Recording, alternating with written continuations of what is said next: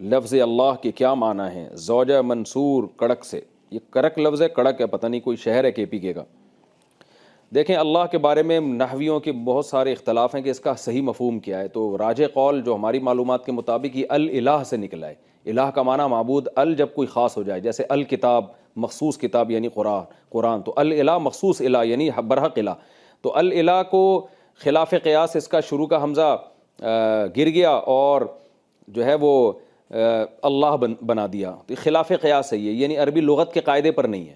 اور بعض حضرات نے کہا یہ ایسا عالم ہے جس کے حقیقی مفہوم، جو حقیقی معنی کسی کو معلوم نہیں ہے، تو اگر اس کے ہم میننگ بیان کریں گے تو المعبود سے الہ، لیکن اب یہ اللہ کا علم بن چکا ہے، اب یہ کسی اور کو نہیں کہا جا سکتا۔ جیسے الکتاب قرآن کو کہا جاتا ہے نا، تو آپ قرآن کے علاوہ بھی کتاب کو الکتاب کہہ سکتے ہیں، لیکن الہ سے جب اللہ کا لفظ اخذ کر لیا گیا تو اب یہ لفظ اللہ کا علم ہے۔ اللہ علم کہتے ہیں جو کسی کے ساتھ خاص ہو، اس میں اس کے وصفی معنی ملحوظ نہ ہو، تو اب یہ لفظ کسی اور پر اس کا جو ہے اطلاق نہیں ہو سکتا۔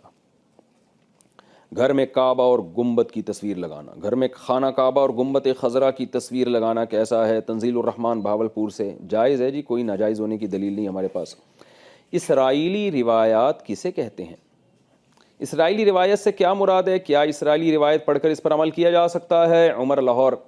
اسرائیلی روایات کہتے ہیں تورات اور انجیل میں اور یہود و نصارہ جو اپنے پیغمبروں کی اور اپنی باتوں کو بیان کرتے ہیں، واعظ و نصیحت کی، حکمت کی باتیں جو پیغمبروں کی طرف اور تورات اور انجیل کی طرف منسوب ہیں، ان کو اسرائیلی روایات کہا جاتا ہے، چاہے وہ عیسائی بیان کریں یا یہودی بیان کریں۔